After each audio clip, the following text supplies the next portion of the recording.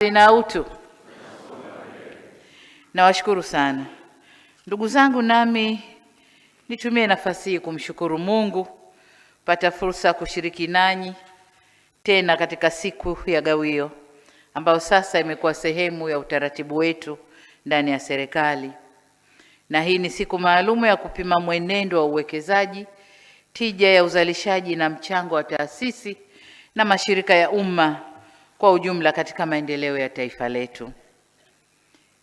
Aidha, niwapongeze Ofisi ya Rais Mipango na Uwekezaji, Ofisi ya Msajili wa Hazina, pamoja na bodi, management na watumishi wote wa taasisi na kampuni zilizowasilisha gawio na michango kwa serikali. Hata kama hamkuwasilisha hapa, lakini kama mmetoa michango yenu huko kwa serikali, nawapongeza wote.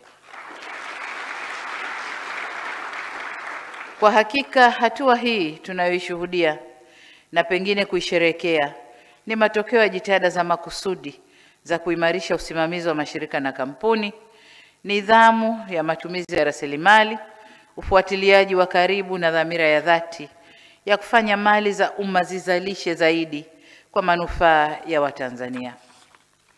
Ndugu viongozi, watumishi na wananchi wenzangu, siku hii ya gawio ina mambo mawili kwa pamoja. Kwanza, nafasi ya kupongeza taasisi na mashirika yaliyofanya vizuri na kuongeza mchango wake katika mfuko mkuu wa serikali kama ambavyo tumetoka kushuhudia hapa. Lakini la pili ni nafasi ya kutathmini kwa jicho la uwajibikaji maeneo yanayohitaji maboresho au kufanyiwa kazi zaidi. Tathmini hiyo inayohusu pia mashirika na makampuni ambazo zimeshindwa kutoa gawio au zimetoa gawio pungufu kilinganishwa na mwaka jana. Tathmini hii tuliifanya mwaka jana, niliagiza mwaka jana, na msajili wa hazina na timu yake wameenda kuifanya vizuri, na matokeo yake tumeshuhudia leo hapa. Wale ambao hawakuwa na sifa za kuchangia mwaka jana, mwaka huu wamechangia. Lakini wengine ambao walichangia pungufu mwaka jana, mwaka huu wamezidisha. Na mlikuwa mnaniona nikinong'ona nao hapa, nilikuwa na set targets mpya hapa.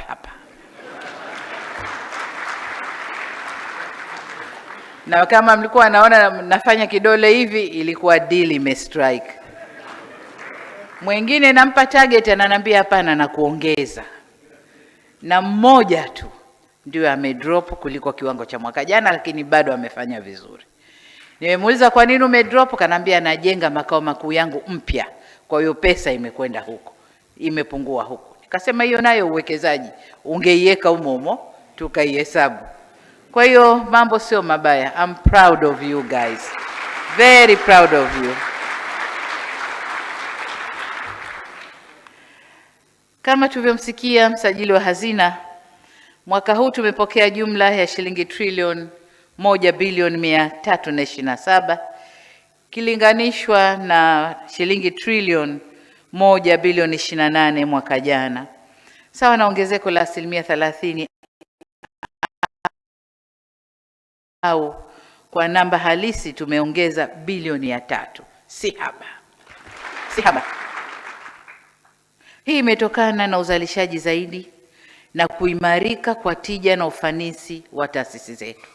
Na hiki ndio kilikuwa kilio kikubwa, kuimarika kwa tija na ufanisi katika taasisi zetu.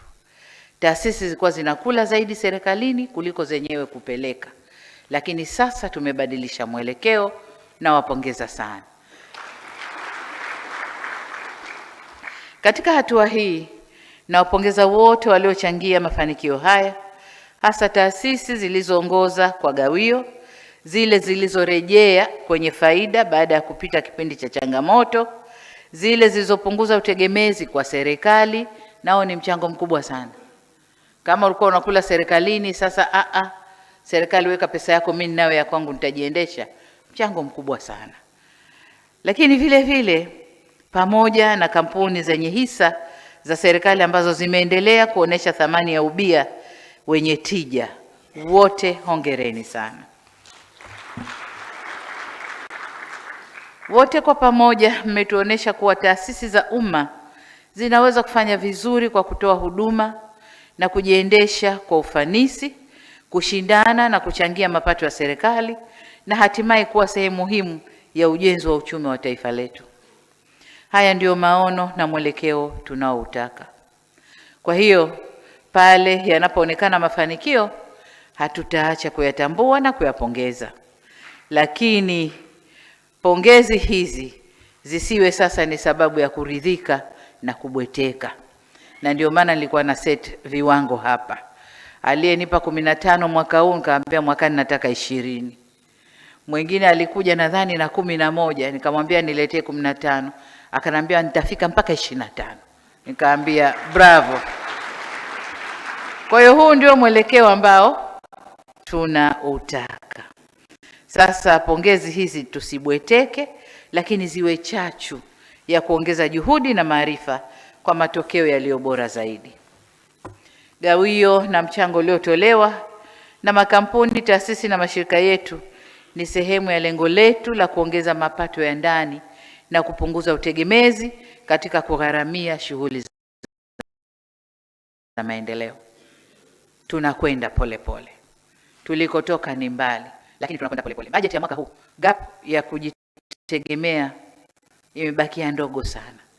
Kwa hiyo tukikaza buti, tukifanya kazi kwa bidii, nadhani bajeti za miaka miwili ijayo huko tutakuwa tumesimama vizuri. Na huu ndio mwelekeo Tanzania tunatakiwa kusimama. Sasa kadri taasisi za umma zinavyoimarika, ndivyo serikali inavyoongeza uwezo wa kutekeleza vipaumbele vya maendeleo ya wananchi kwa rasilimali zetu wenyewe. Ndani tunaelekea kujitegemea. Wanasema it is impossible until it is possible. So it is possible. Tumeona hapa it is possible. Ndugu zangu, mwaka jana katika hafla kama hii nilizungumza kuhusu umuhimu wa mageuzi, ubunifu na utafutaji wa mitaji kwa taasisi za umma. Nisisitiza kuwa taasisi zetu haziwezi kuendelea kutazama bajeti ya serikali kama jibu la kila changamoto. Wakati baadhi ya taasisi hizo zina mali, zina miradi na uwezo wa kuvutia mitaji kupitia njia nyingine halali na zenye tija. Tumeanza kuona kuna taasisi ambazo sasa zinaweza zikakopa kwa kutumia hadhi yao wenyewe ya kifedha. Ile ukwasi wao, mali zao, wanaweza wakakopa na wakatupunguzia deni la mfuko mkuu au deni kuu la taifa. Badala ya taifa kukopa, Wizara ya Fedha wakakopa wenyewe, tukawasimamia na wakafanya mambo yao. Moja ya taasisi hizo ni Mamlaka ya Bandari Tanzania. Sasa ina uwezo wa kukopesheka, wakatanua mambo ya mabandari, tukaweka huduma zaidi za bandari na wakaweza kulipa mkopo wanaochukua. Kwa hiyo na wengine nadhani tukifanya tathmini tunaweza kuwakuta ambao wanaweza kukopa wenyewe na deni lisingie kwenye deni kuu la serikali. Katika hilo nilielekeza kufanyika kwa tathmini ya taasisi zinazoweza kuorodheshwa katika soko la hisa la Dar es Salaam kwa kipindi kifupi, cha kati na cha muda mrefu. Nadhani hii kazi kwa msajili bado inaendelea. Lengo halikuwa kutafuta fedha pekee, bali kukuza uwazi, kuimarisha nidhamu ya soko, kuongeza fursa za wananchi kushiriki katika umiliki wa uchumi na kuzifanya taasisi zetu zijenge utamaduni wa kufanya kazi kwa viwango vya ushindani. Tulikuwa tumebweteka mno, lakini leo cheki zilizotoka hapa na target nilizowapa watakwenda kuongeza ushindani ili wazalishe zaidi, tija ingie zaidi, wachangie zaidi. Kwa msingi huo, naielekeza tena kazi hii iendelee kupewa uzito unaostahili. Tathmini zilizofanyika zifuatiliwe au zifuatiwe na hatua za utekelezaji, na pale palipo na vikwazo vya kisheria au vya kisera au kiutendaji vibainishwe na tuweze kuviondoa kwa njia zetu za kiserikali. Lengo letu ni kuona jambo hili likitoka kwenye dhamira kwamba tuna dhamira ya kujitegemea, na sasa tuwe tunaingia njiani kulitekeleza, tufikie kwenye kujitegemea. Kwa tutoke kwenye dhamira twende kwenye kufikia malengo tuliyojiwekea. Ndugu zangu, nimeiona kauli mbiu yetu ya mwaka huu inayosema uwekezaji wa umma wenye matokeo ni nguzo ya uchumi shindani na maendeleo endelevu kuelekea dira ya 2050.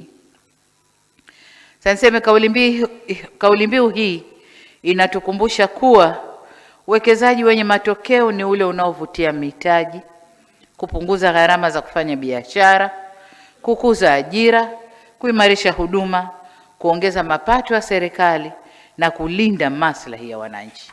Huo ndio uwekezaji wenye tija. Sasa ili kauli mbiu hii ipate maana na uhalisia, ni lazima itafsiriwe katika mipango yetu ya kazi na huduma zinazomfikia mwananchi. Kila shirika, kila taasisi, kila wizara lazima tuitafsiri kauli mbiu hii kwenye kazi zetu ili tuweze kufikisha huduma njema kwa wananchi, lakini pia kukuza uchumi wetu. Nasisitiza hili kwa sababu utekelezaji wa dira ya maendeleo 2050 unahitaji taasisi zenye uwezo wa kuingia kwenye ushindani wa soko. Tunapoanza kesho utekelezaji wa dira, tunatakiwa kuwa makini kweli kweli. Taasisi zetu ziwe imara kweli kweli. Kwa hiyo kwa wale bado wanaosuasua au waliona mchechu wenye kichefuchefu, na mchechu wa very right ulikuwa sawa, kuna kichefuchefu na chechefu. Chechefu yenye kuchechemea, kichefuchefu ile yenye kuudhi hapa inaleta tafrani hapa. Kwa hiyo alikuwa sawa sawa. Kuna mikopo inayoleta tafrani, tunahisi ukisikia mikopo unahisi sijui ufanye nini. Kwa hiyo wale wenye taasisi bado zenye kichefuchefu tuzitafutie dawa zitulie ili tuende nazo pamoja. Tunahitaji taasisi zinazotumia teknolojia, zinazopunguza upotevu wa mali, zinazovutia mitaji na kufungua fursa kwa sekta binafsi. Hili nalo muhimu. Tunafanya kazi sio sisi tu. Tufungue fursa kwa sekta binafsi iingie, kwa sababu sekta binafsi ni mshirika wetu mkubwa kwenye maendeleo. Kwa unafika pahali mmefanya maendeleo, mnaona labda huku mbele mtaji ni mkubwa unaotakiwa, ita sekta binafsi, ingia nayo ubia, nendeni kwa pamoja. Kwa hiyo tufungue fursa kwa sekta binafsi vile vile. Kwa ufupi, hatutaweza kujenga uchumi shindani kwa taasisi zinazofanya kazi kwa mazoea. Tunahitaji taasisi zinazopimwa kwa matokeo badala ya takwimu. Tuna mtindo wa kuandika ripoti zetu, matakwimu mazito, hayana tafsiri, lakini ukikaa kitako ukizitafsiri takwimu hakuna kilichotokea. Au kama kipo hakina impact kubwa kwenye uchumi au hata kwenye maendeleo ya taasisi. Kwa sasa tutoke kwenye takwimu tuende kwenye reality. Tukisema tumefanya ngapi, 8, ziwe ni 8 na impact ya 8 iwe imeonekana. Kwa hiyo tutoke kwenye dhamira twende kwenye utendaji. Kwa hivyo kila taasisi haina budi kuitafsiri kauli mbiu hii kulingana na nafasi ilionayo katika kujenga uchumi wa nchi. Ndugu zangu, jambo lingine ambalo tunataka kuliangalia kwa umakini mkubwa ni uongozi na usimamizi katika kuendesha mashirika na taasisi zetu. Tunaweza kuwa na kila kitu, lakini kama uongozi hauko makini, kiongozi, bodi, watendaji hawako makini, tunaweza tukashindwa tusifanye kitu. Kwa swala la uongozi na usimamizi wa taasisi zetu, tumezungumza tathmini, lakini uongozi na usimamizi wa taasisi zetu na lenyewe ni jambo kubwa sana. Dira yetu ya 2050 haitakamilika kwa mipango na utajiri wa rasilimali kama alisoma mmoja kati yetu pale, bali itatekelezwa kwa namna rasilimali hizo zitakavyosimamiwa, kulindwa na kugeuzwa kuwa fursa, huduma na maendeleo kwa wananchi. hatuhesabu tu kwamba tuna nini tuseme mashamba tuna ekari 30,000, lakini ekari 30,000 hazizalishi, hazina thamani, isipokuwa wewe unalipa tu kila mwaka kule ardhi, lakini zenyewe hazizalishi. Hiyo sio maendeleo. Naomba tutafsiri kauli mbiu hii, kila taasisi kwa kazi yake. Sisi Waswahili tunasema mipango si matumizi. Sasa maofisini kwetu huko tuna mipango mingi, mikakati, wasa nini, sera, mikakati, sijui kauli kabambe, mipango kabambe, kauli mbiu, lakini zipo tu. Sasa mipango yote hayo si matumizi. Tumetengeneza dira yetu nzuri sana 2050 perfect. Ndani yake tukaunda mipango ya maendeleo ya muda mfupi na muda mrefu, mipango ya miaka 5 unaotokana na dira, lakini pia mipango yetu ya mwaka mmoja mizuri sana. Na juzi Kitila ananiambia tumemaliza nyenzo zinazoongoza utekelezaji wa dira, tunakuomba uje uzizindue. Kwa hiyo tutakwenda kuzindua na nyenzo, lakini yote haya hayataleta impact wala maendeleo ya nchi kama hakuna kuitafsiri, kutathmini na kusimamia utekelezaji wake. Kwa hiyo tujipange kwenye utekelezaji wa dira yetu.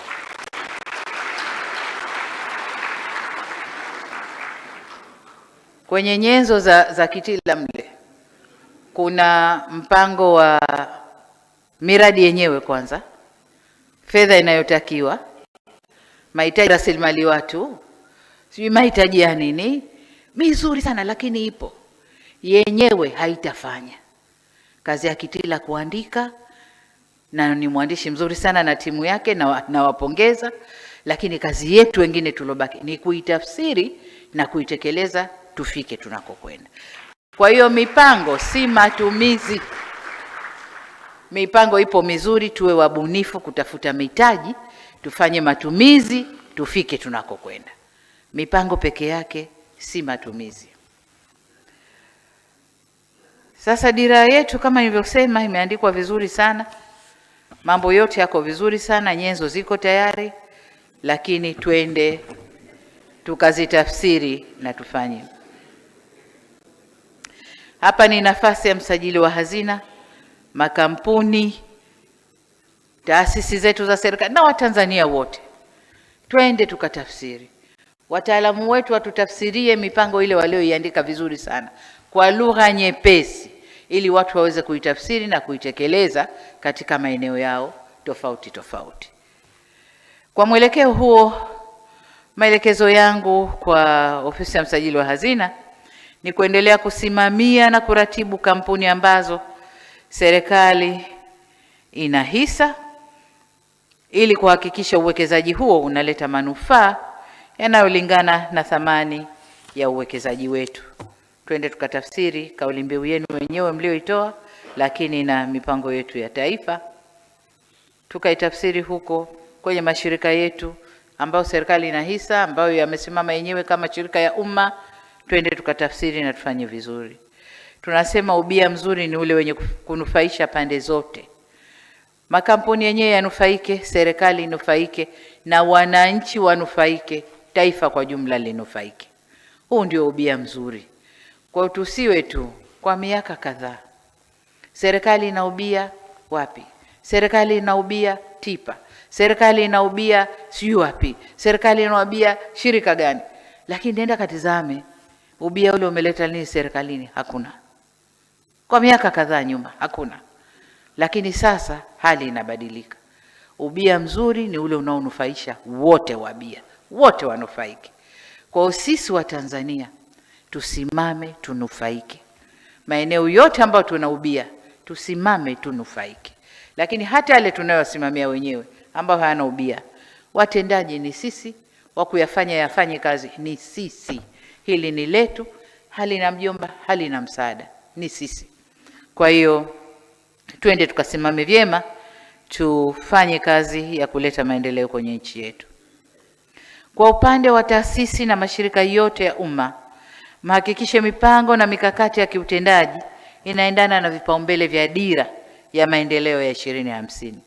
Lengo ni kuona utekelezaji wa dira 2050 ukitafsiriwa katika utendaji kazi wa kila taasisi ili tulioyapanga yaweze kuwanufaisha wananchi na taifa kwa ujumla. Katika hili nazitaka wizara zinazosimamia taasisi hizi, bodi za wakurugenzi. Leo mpo wengi hapa wenye viti, na nilikuwa naangalia wenye viti wanavyopanda na watendaji wao. Wenye viti wengi wako energetic, na ndio maana tunakwenda.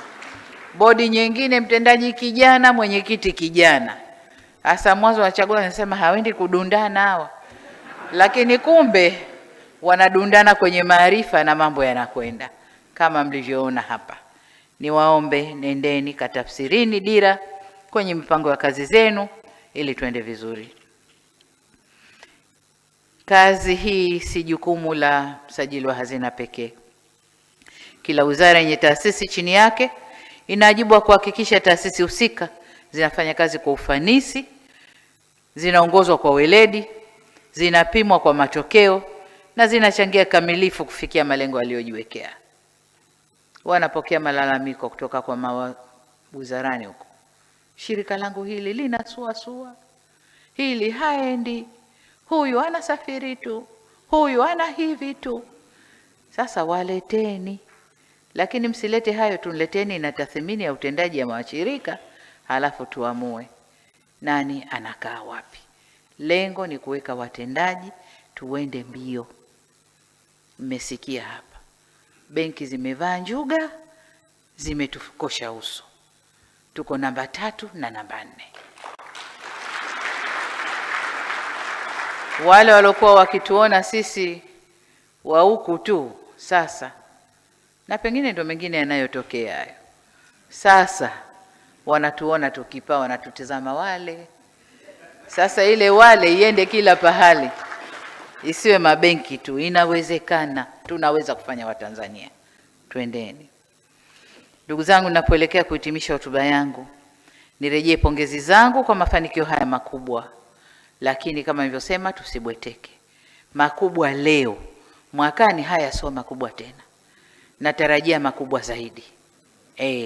Na mwakani niseme tena, haya makubwa. Kama anavyosema Rais wa Zanzibar, yajayo yanafurahisha. Kwa hiyo na mwakani nataka nifurahi kama hivi. Nikisema hivyo natarajia maboresho makubwa zaidi kwa mwaka ujao. Natamani kuona idadi ya taasisi zinazochangia mfuko mkuu wa serikali ikiongezeka sambamba na kupungua kwa utegemezi au ruzuku kutoka serikalini. Tuendelee kupunguza utegemezi, tuendelee kupunguza ruzuku, na taasisi zinazochangia nyingi ziqualify ziweze kuleta serikalini. Hebu wale ambao hawachangii, fikiria tu situation. Umezaliwa, umelelewa nyumbani, umelishwa, umetunzwa, umekuwa, umesomeshwa. Sasa umekuwa mkubwa, una kazi nzuri. Unapiga teke kabisa kwa baba na mama kule nyumbani au kwa shangazi aliyekulea au whoever. Unapiga teke kabisa, huna habari nako. Unasema sasa mimi ndo nimefika hapa, ngoja ni enjoy maisha, muda ni mfupi. Huyo Mungu aliyekufikisha hapo atakuwa radhi kweli? Atakuwa radhi? Atakufanya ufanikiwe? Hutafanikiwa. Kwa mashirika jamani, tumeyaunda, tumeyalea, tumeyapa ruzuku, tumesijua hapa kitu gani mpaka mmekuwa mmefika pahali. Sasa mjitegemee. Lakini mbali ya kujitegemea, rudisha na nyumbani. Kule kuliko kulea kukakutengeza, kukafanya ufike ulikofika. Rudisha na kule ili mambo yaende vizuri. Na pengine kule umeacha wadogo zako, pengine watoto wa kakako, wajukuu ndo wanakwenda kwa babu na bibi sasa. Na wenyewe wanataka matunzo, sio? Sasa rudisha fadhila kule ambako umetunzwa ukakuwa.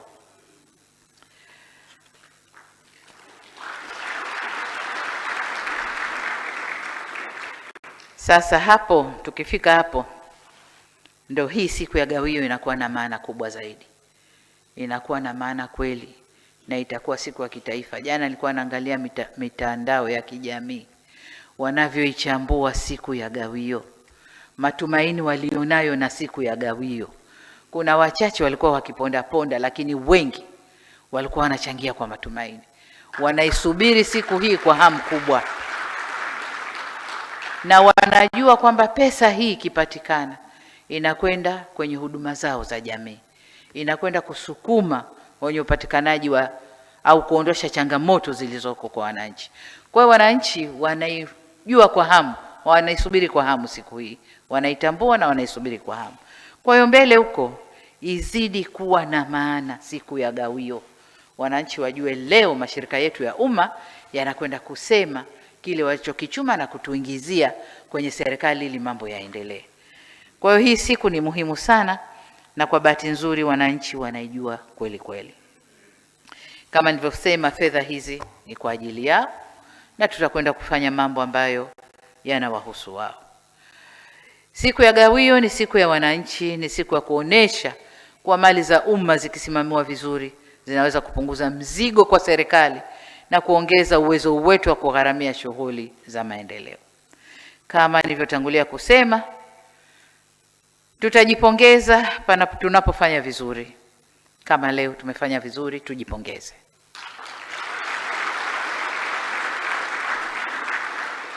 Vile vile tutajirekebisha na kuimarisha au kuboresha pale penye mapungufu. Kwa tukitoka hapa, wale ambao hawakutajwa leo bado tunasuasua, twende tukarekebishe kwenye mapungufu na tuimarishe taasisi zetu. Lakini niseme pia kwamba hatutasita kuchukua hatua pale tutakapobaini uzembe na matumizi mabaya ya rasilimali za umma. Hatutasita, na ndio maana nasisitiza sana tathmini. Msajili wa hazina, narudia tena leo, hiyo nafasi yako hui popular, you are always unpopular. Mchechu Nehemia kafanya, kasema, kazuia, karudisha. Ndio kazi yako. Uwe tu na moyo mkuu ndugu yangu, au sijui mwanangu, uwe na moyo mkuu tu, lakini hiyo ndio kazi yako. Sasa ana kazi ya waziri wa fedha, na huyu naye sio popular, kwa sababu ukizunguka huko mtu kafanya uzembe, fedha hazijaletwa, waziri wa fedha kazuia. Hakuna sifa kwenye kazi hizo. Kwa hiyo nyinyi fumbeni macho, twende mbele, simamieni sheria kwenye nini, penye marekebisho fanyeni marekebisho, twende mbele. Tulipoanza sipo tulipo leo. Mchechu, hongera sana. Tulianza kwa ugumu sana, lakini leo wote tunazungumza lugha moja, wote. Na tukikutana kule Arusha, ndio kule tunasema mambo yetu yote, na tukitoka pale ni lugha moja kwenda kutekeleza. Kwa hiyo tulipo leo tumepiga hatua kubwa. Hongereni nyote, mashirika, makampuni na taasisi za umma. Niwashukuru kwa tunzo mlionipatia ya kutambua mchango wangu katika kuimarisha usimamizi wa taasisi na mashirika ya umma. Naipokea tunzo hii kwa unyenyekevu, nikitambua kuwa hii ni heshima ya kazi ya pamoja, si kazi yangu peke yangu. Ningeelekeza, ningesema hapa, mpaka siku moja nilikuwa na sana mawaziri wangu hawa, nikamwambia nyinyi mmezoea kugombezwa, mnataka mimi niwagombeze niseme kama mbwa wa ajibu nitoke moto hivi mdomoni? Sasa wote wadogo wadogo hawajui mbwa wa ajibu ni nani. Mmoja akaenda akagugo, akampata, akawarushia wenziwe, jamani, mbwa wa ajibu ndio huyo. Kwa hiyo tunapo sema tuelewane tu kwa haraka. Hakuna haja ya kupigana makelele na kufokeana kama mbwa wajibu hapa. Moto unatoka mdomoni. Twende tu kwa haraka na tukatekeleze. Kwa hiyo mimi nawashukuru. Ningesema hapa msingekwenda kutekeleza, haya leo yasingekuwa. Lakini mimi nimesema mmekwenda kutekeleza, haya hapa. Kwa hiyo tuzo ile iliyotoka ni yetu sote, ndugu zangu, yetu sote. Tuendelee kushirikiana ili mali ya umma izalishe zaidi kwa manufaa ya Watanzania. Na mwisho niseme kwamba kwa pamoja tukisimamia mali za umma kwa nidhamu na uadilifu, uwekezaji wa serikali utakuwa nguzo muhimu kwenye uchumi shindani na maendeleo endelevu kuelekea utekelezaji wa Dira 2050 na kuelekea kwenye Tanzania tunayoitaka kwenye miaka 25 inayokuja. Namwomba Mwenyezi Mungu atutie nguvu, atupe afya na furaha za mioyo, tukafanye kazi hizi kwa uadilifu mkubwa, ili pale tunapotaka tufanikiwe kufika. Lakini vile vile Mungu aibariki nchi yetu na azibariki taasisi zetu, mashirika, makampuni, taasisi, wote. Mungu atubariki na ibariki nchi yetu Tanzania. Asanteni sana kwa kunisikiliza. Asante, naomba tuinuke na tuendelee kupiga makofi mengi kwa Mheshimiwa Rais.